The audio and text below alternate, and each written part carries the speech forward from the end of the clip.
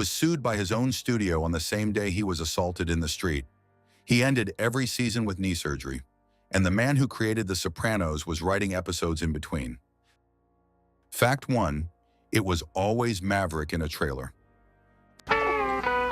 Bingo. The Rockford Files did not start with a new idea. Roy Huggins had created Maverick in 1957, the Western that made James Garner a star. When Garner's career stalled in the early 1970s, Huggins returned with a simple proposition: Maverick as a modern private detective. Garner agreed. They took Brett Maverick, charming, unheroic, perpetually broke, always talking his way out of trouble, and dropped him into 1974 Los Angeles with a beach trailer and a car that needed constant repairs. Huggins and co-creator Stephen J. Cannell even recycled Maverick storylines directly into early Rockford episodes and never pretended otherwise. TV Guide ranked it number 39 on its list of the 50 greatest TV shows of all time. It earned that ranking by being completely honest about where it came from. Fact 2. Robert Blake almost got the role. What are you doing? It's called Grand Theft Auto. James Garner was not the first choice to play Jim Rockford.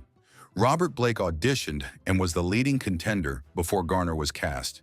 Blake was credible, intense, streetwise, comfortable with moral ambiguity. But Garner had something Blake could not replicate: an effortless likability that made audiences root for a man who was frequently wrong, regularly beaten up, and almost never paid. Garner's daughter Gigi later said that people watching her father said it didn't even look like he was acting. That quality, the total absence of apparent effort, was what separated him from everyone else who read for the part. Robert Blake went on to other work. James Garner got the Gold Firebird in one of the finest television careers of the 1970s. Fact 3. The Sopranos creator wrote the show. Who taught you driving, Evel Knievel? Buried in the writing credits of the Rockford Files is a name that would reshape American television. David Chase wrote or co-wrote 20 episodes and served as a producer on the series. He later said his time on the Rockford Files taught him everything he needed to know about creating a morally complex lead character that audiences would follow regardless of whether they approved of him. He went on to create The Sopranos, the series many critics consider the greatest American drama ever made. Chase never forgot where he started. In a first-season episode of The Sopranos, retirement home residents are shown watching television. The theme song playing is the Rockford Files. It was not an accident. Fact 4. The theme song won a Grammy. This is Jim Rockford. At the tone, leave your name and message. I'll get back to you.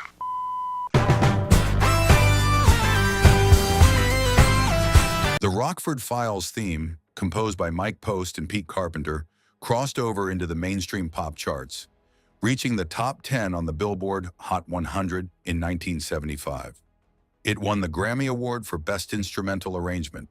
Post and Carpenter went on to compose some of the most recognizable themes in television history: Hill Street Blues, Magnum P.I., L.A. Law, and Law and Order.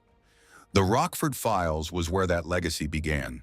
For 4 decades after the show ended, the theme was also used as the walkout music at the home ground of Tranmere Rovers, a football club in the north of England. Nobody has ever fully explained why. Fact 5. Garner was a decorated Korean War veteran. The physical confidence James Garner brought to Jim Rockford was not manufactured in an acting class. Garner was a Korean War veteran, assigned to the 24th Infantry Division, and received 2 Purple Hearts. The first was for wounds to his hands and face from enemy mortar shrapnel. The second came on April 24, 1951, when he was hit in the back by friendly fire diving into a foxhole. He received the medal at a ceremony in 1983, more than 30 years later. Jim Rockford was also written as a Korean War veteran of the same division, a deliberate parallel. Unlike most TV heroes of the era, Rockford carried his military past quietly, the way real veterans do. Fact 6. He did almost every stunt himself. James Garner was one of the most capable stunt performers in television history and refused to hand the work to anyone else. The car chases, fistfights, falls. Garner did them himself every season for 6 years. The production kept 3 or 4 Pontiac Firebirds on rotation simply because the vehicles took such punishment. His stuntman Royden Clark later went on record to say that Garner's driving abilities were better than 99% of professional stunt drivers working in Hollywood. The first time actress Gretchen Corbett got into a car with him on set, scene called for hairpin turns. When filming ended, she realized she had wet her pants. Garner had not noticed anything unusual about the drive. Fact 7. The Rockford Turn is taught to the Secret Service. Jim Rockford had a driving maneuver named after him. No other television detective in history has achieved that. The move, driving in reverse at 35 miles per hour, releasing the gas, turning hard left, pulling the emergency brake to spin the front end 180 degrees, became known as the Rockford Turn. It is also called a J-turn or a moonshiner's turn, and it is taught to U.S. Secret Service agents as standard evasive driving procedure. Garner explained the technique in precise mechanical detail in his 2011 autobiography, The Garner Files, and confirmed he performed it himself for every chase sequence across the entire run of the series. Police agencies across America still teach the move. They still call it the Rockford. Fact 8. The answering machine messages had nothing to do with the episodes. One of television's most celebrated running gags, the answering machine message that opened every episode, was almost entirely disconnected from the stories being told. Across 6 seasons, 122 unique messages were recorded. They were comic, absurd, occasionally poignant, and almost never connected to the episode's plot. After several seasons, the writers, including David Chase, ran out of ideas and began soliciting suggestions from anyone on the payroll. Crew members, drivers, assistants, and caterers all contributed. The answering machine itself was a novelty in 1974. Most American homes didn't own one.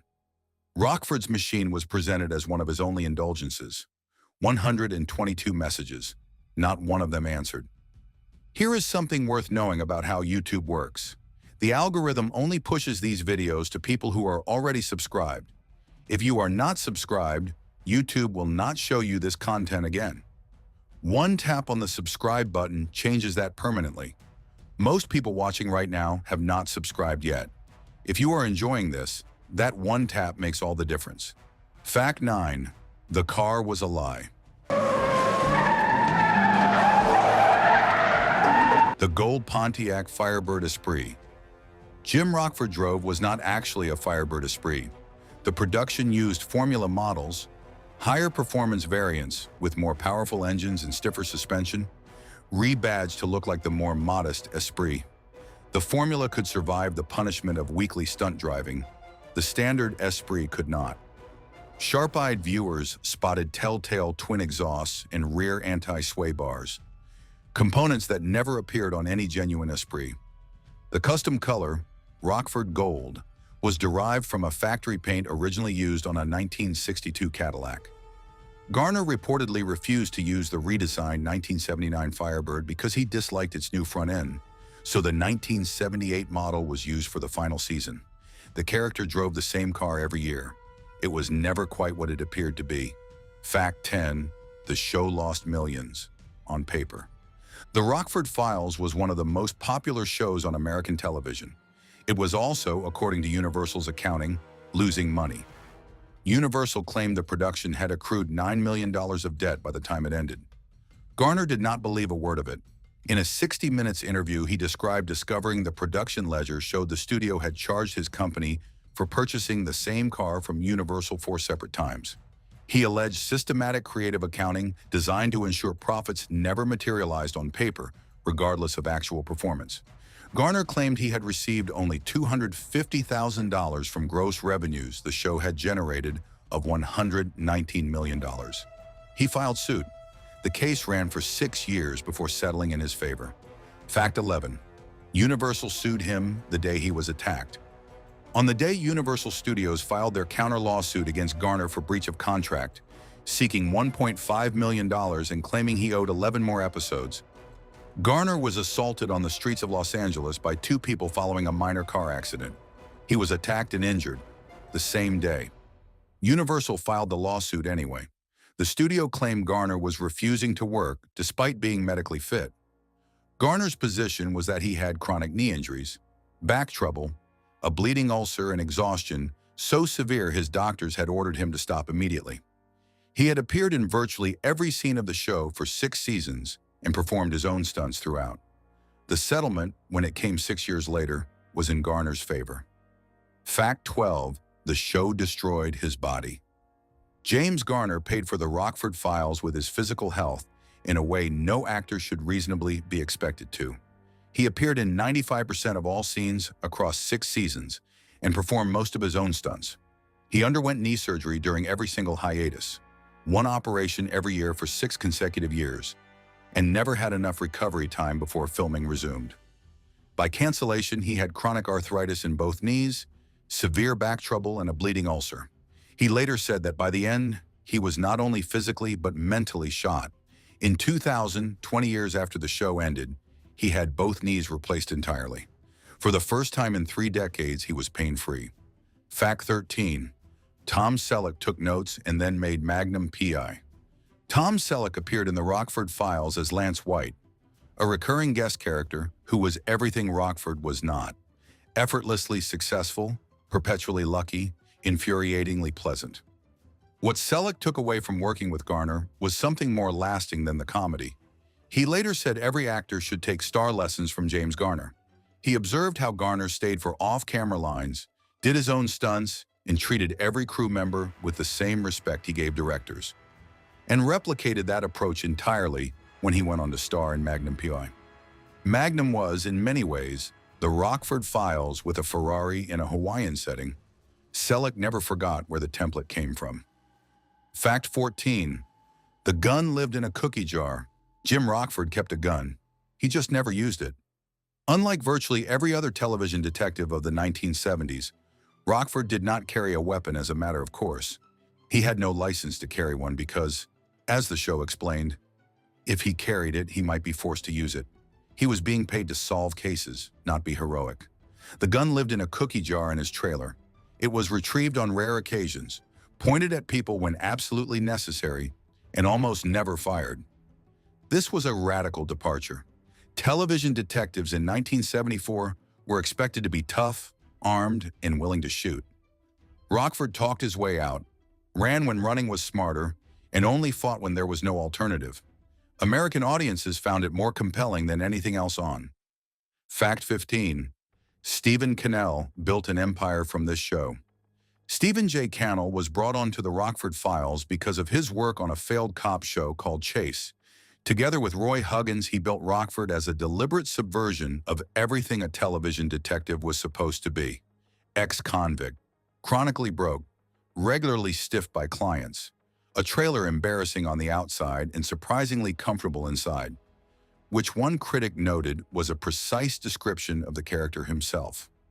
Cannell went on to create the A-Team, 21 Jump Street, and The Commish. He directed several episodes and served as executive producer throughout the run. Everything he built afterward rested on the foundation he had laid on a Malibu beach in 1974. Fact 16. The Firebird paint came from a 1962 Cadillac. The distinctive gold color of Jim Rockford's Pontiac Firebird was not a standard factory finish. The production worked with Pontiac to develop a custom color derived from a factory paint originally used on a 1962 Cadillac, applied to every Firebird in the series and eventually referred to simply as Rockford Gold. A battered, distinctively colored car, driven by a man who could barely afford to keep it running, became one of the most recognizable vehicles in television history. Almost 1 million Pontiac Firebirds were sold while the Rockford Files was on the air. Automotive historians have noted, carefully, that they would like to think Jim Rockford and his gold car had something to do with that. Fact 17. Garner only directed once in 50 years. James Garner had a film and television career spanning more than 50 years. In that entire career, he directed exactly 1 episode of television. It was a 2nd season Rockford Files episode called The Girl in the Bay City Boys Club. He took the assignment not out of creative ambition, but necessity. The scheduled director became unavailable at the last moment, and there was nobody else. He directed the episode, completed it, and never directed again. He said afterward he found it interesting, but had no desire to repeat it. The credit remained unique in his entire body of work. A single episode taken on because the production was in trouble, and he happened to be there. Fact 18. The show saved a career in trouble. By the early 1970s, James Garner's career had hit a wall. After Maverick ended, a series of films failed to establish him as a major movie star. He returned to television with Nichols in 1971. It lasted one season. He was between projects and not entirely sure what came next when Roy Huggins came back with the private detective idea. Garner's company, Cherokee Productions, named in honor of his mother's Cherokee heritage, co-produced the show alongside Universal. The Rockford Files ran 6 seasons, generated over 100 episodes, won Garner an Emmy Award in 1977, and led to 8 reunion movies between 1994 and 1999. Roy Huggins had saved his career once with Maverick. He saved it again with a beach trailer in Malibu. Fact 19. The trailer was a real location. Jim Rockford's single-wide mobile home at Paradise Cove in Malibu was not a studio set. It was a real location. 28,128 Pacific Coast Highway, filmed on location throughout the entire run of the series. The exterior was chosen deliberately to look run down and slightly embarrassing, the visual representation of a man who was always one bad case away from genuine poverty. The interior, as one critic noted, was clean, comfortable, and surprisingly well-furnished, which the same critic observed was a fairly precise description of the man who lived in it. The location remains a destination for fans of the show. The Pacific Coast Highway still runs past it. Rockford's parking space is still there. Fact 20. It changed every detective show that came after. When the Rockford Files ended in 1980, it left behind a template the entire genre was forced to reckon with. Before Rockford, television private detectives were tough, armed, morally uncomplicated, and almost always right. After Rockford, the genre was permanently altered. The blend of humor with detective drama, the unheroic hero who talked first and fought last, the weekly financial humiliation, all of it flowed directly from what Huggins and Cannell had built. Magnum P.Y., Moonlighting, Monk. Every detective show that followed owed a measurable debt to the man in the gold Firebird. The writers who shaped American television drama for the next 3 decades, David Chase, Stephen J. Cannell, Juanita Bartlett, had all learned their craft here first.